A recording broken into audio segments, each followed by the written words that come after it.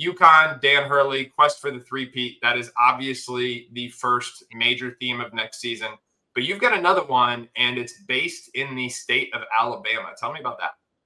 Yeah, like we have two football schools who are going to be awesome in basketball next year. The rivalry is going to be there. The jealousy factor going back and forth between Auburn and Alabama. Like both of these programs have a chance to be, I think they're top 5 rosters in college basketball next year.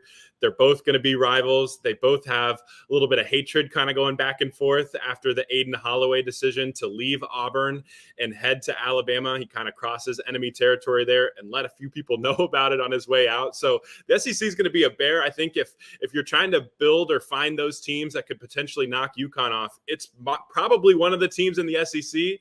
And I think Alabama and Auburn are going to be, kind of near the top of that list. And it's just going to be really fun. Those wars against each other are going to be high level stuff between Bruce Pearl and Nate Oates. And it just kind of goes back to the NIL factor of Auburn has really poured resources into their basketball program, and they're seeing the rewards of it now. Alabama has really poured resources into its basketball program, keeping Nate Oates, establishing their NIL, bumping it up even more because it wasn't a strength last year. Now it is a strength, and now you're seeing the results of it. And both those teams are going to have a big say in the SEC race, and those wars against each other. Like I already am circling those dates. Like those are going to be high level games. Yeah, no doubt about it. And it's a contrast in systems too, because Nate Oates is such an offensive mind. He takes such pride in his team's offensive execution and the analytic driven approach that we talk about, but they also run like really good stuff. It's not as if it's solely paint touches and threes, but there's concepts and actions that lead to that. And Auburn, obviously, Bruce Pearl has exceeded all expectations there. That's going to be a really interesting one. The other interesting one is the arrival of Cooper Flag. And I always have trying to be sensitive to the pressure that we put on these kids because they are, in fact, kids. I know they've been in the spotlight for years now, especially Cooper Flag. But this is a young man who turned down UConn to go to Duke. UConn was the runner-up. Now, this was back in the fall when they were coming off the first and not the second of their national championships. It turned out one of his best friends, Liam McNeely, is at UConn. But he is going to Duke and will go in with huge expectations, not only to be one and done, but arguably to be one and done in the top overall pick in the draft, both from a talent perspective and from an attention perspective. Cooper Flag is one of the most anticipated arrivals that college basketball has seen from a freshman in numerous years, but he's not the only one, as you see Ace Bailey and Dylan Harper here, who will both go to Rutgers. But Isaac, is this a big theme to watch in college basketball next season as well, this star freshman class? And I'll frame it in a way that I'm especially interested in, the implications on the 2025 NBA draft.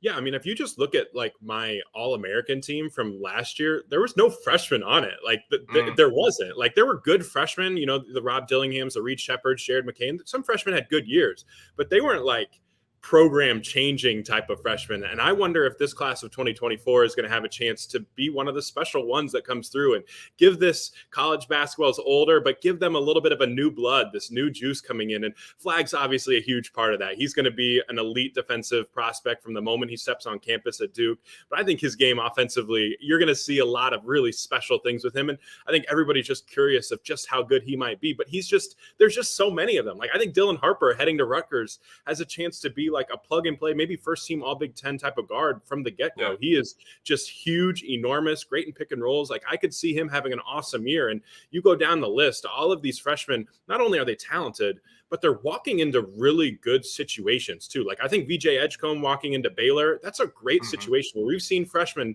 play at a high level for Scott Drew the last few cycles. I think Edgecombe, especially with just his competitiveness and his toughness and his skill, like he's going to come in and have a chance to be competitive. Ian Jackson in North Carolina, like you don't need him to be the superstar right away. You have RJ Davis there, but he's going to be able to break down defenses and get into the paint and be able to tackle on closeouts. Like all of these freshmen are talented, but the situations that they're going in, I'm pretty bullish on. So there's talent up and down this class. And I think the freshmen are going to be a huge say in college basketball. And it's nice, right? Like sometimes I think we kind of get used to some of the same faces, especially if we've seen like with some of the year 4, year 5 guys coming back. But this fresh crop of talent is going to be really, really fun and give college basketball, I think, a spark that it didn't necessarily need, but it certainly won't hurt to have. You know what I mean? Here's another thing that's going to be really interesting next year is the implications of realignment, because conferences are going to look totally different than they ever have before, with the Pac-12 going away and us getting closer and closer to these super conferences. We've talked about the Big East, we've talked about the ACC, but you're particularly intrigued with the Big 12, right? Yeah, no, the Big 12 is just different. I think that top five of the league that you have coming in. I mean, I have all five of these top teams in the top 12 nationally and a couple more in my top 25. It's Kansas, it's Houston, it's Arizona, Iowa State, Baylor. Like, all five of those teams are legitimately entering this season as potential national championship contenders, thinking that they can do some special things. And the Big 12 overall, like, how deep it's become. Like, I wonder if it's going to be a little bit of a gap between the haves and the have-nots in the Big 12 this year. But even teams like Cincinnati or Texas Tech, like, they're really talented. Cincinnati's crushed it with retention. Texas Tech has crushed in the portal. So the Big 12, like, yes, you lose Texas. Yes, you lose Oklahoma. Maybe that hurts from a football perspective. But from a basketball perspective, at the top of the league, like, adding Arizona to this mix, like, you're going to have just some absolute wars. And I have a feeling that the unbalanced schedule in the Big 12 is going to have a lot to say on who wins the title, because it's going to be really, really hard to really get a good grasp for who the best teams are in this league. Because if you just happen to get a little bit lucky with the schedule, that could be a 2-game flip compared to some of your counterparts. All right, now you just said a key word there, and that's retention. And this offseason, listen, people are going to talk about the movement. That's what makes headlines. Who's going to a new place? And we're going to talk about coaches going to a new place in a minute. But I think continuity is such an undervalued aspect of roster construction in this era of college basketball, where there's so much turnover year in and year out. Certainly that's going to be a factor at a place like Kansas with Caravan coming back to UConn. He gives them that kind of stamp of last season and the leader. But who are some of the other key players, maybe even players of the year, who are coming back to college basketball next season, who you think are stars from day one? Yeah, you want star power, and this group has it, right? North Carolina is RJ Davis, reigning ACC Player of the Year, probably going to be the ACC Player of the Year again. But then you have Wake Forest getting Hunter Salas back. Like, Wake Forest hasn't made the tournament in a minute. Like, they have a chance to do that now with Salas back in the mix. Florida at Walter Clayton Jr. is a phenomenal scorer. And I think you're going to see him play more on the ball this year now that Zion Pullen is gone. You could see him expand his game, but he's just a dynamic shooter. Peyton Sanford at Iowa changes their team as a potential NCAA tournament team. So just being able at the NBA draft stay or go decisions, like, to see all of this top talent come back to school really does give college basketball that extra little burst. And if you look at North Carolina, like, they're not a national title contender without RJ Davis, and now you get him. You look at Wake Forest, like, you can start thinking about maybe the best season that Wake Forest has had in decades. Yeah, they're going to be good with Hunter Salas. Like, this could go down as one of the all-time seasons. So yes, the retention is huge. We always talk about who you're getting in the portal, who you're coming in the recruiting class. But what's Trilly Donovan's thing? The best gets are the ones that you already have sometimes. Like, that's the case for a lot of these type of stay or go decisions that swung toward the college ranks instead of staying in the NBA. All right, so let's talk about new faces instead of retention, but let's talk about the coaches who are in new places. And obviously, this begins with John Calipari, one of the biggest individual brands in all of college basketball. He is on the move. And we have, shall we say, I don't want to say old faces in new places, but certainly some experience at Mark Pope replacing him at Kentucky. But what are some of the more compelling storylines along this narrative? Yeah, there's so many, right? I think of Dusty May to Michigan. Everyone has loved that hire from the very beginning. Pat Kelsey to Louisville. I wouldn't say that he was maybe the number one hire that everyone was thinking that Louisville was going to get when that first started, but now everybody loves him after the roster that they've put together. Obviously John Calipari at Arkansas and Mark Pope at Kentucky.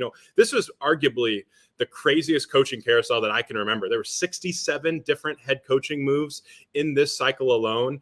I think of SMU getting rid of Rob Lanier right at the last second, and what that kick started, right? Because then Andy Enfield left USC for the SMU job. Eric Musselman left Arkansas for USC. Calipari leaves Kentucky for Arkansas, and then Mark Pope obviously leaves BYU for Kentucky. So it's just, there's so many different ripple effects of this. And I think the big thing, especially with all these new coaches, is we saw a lot of examples of after year one, oh, this coach is awesome. Think of Dennis Gates. And after year one, we thought Lamont Paris was really struggling at South Carolina. A year later, it's completely different. Mizzou doesn't win a game in year two in SEC play under Dennis Gates, and South Carolina under Lamont Paris heads the NCAA tournament. So I think it's fair that we need to give them nuance. We need to give them time. Sometimes we're not going to really understand who wins these divorces for 3 or 4 more years, but the roster decisions that have been made so far by some of these new coaches is interesting. And Calipari is loaded up with star power. Kentucky is loaded up with really, really great shooting. Louisville had no point guard play and no vets, and they went out and got a point guard and a lot of veterans. Michigan goes and gets a little bit of continuity with Vlad Golden from FAU, but then goes and gets a lot of guards who are comfortable playing, that drive and kick offense that Dusty May wants to do. So it's just fascinating to see how these new coaches are going to build these rosters. And, obviously they're going to be top of mind when the season rolls around in a couple months. Isaac, my man, I appreciate you as always. Everybody, you can check out Isaac's work on 247sports.com. He's also doing some stuff for CBS right now. But everybody, be sure to check us out on the 247 Sports College Basketball Show. You're watching it right now. Tuesdays at 5 p.m. Eastern. You can find us right here, the 247 Sports channel. It's your one-stop shop for the latest in all things college basketball.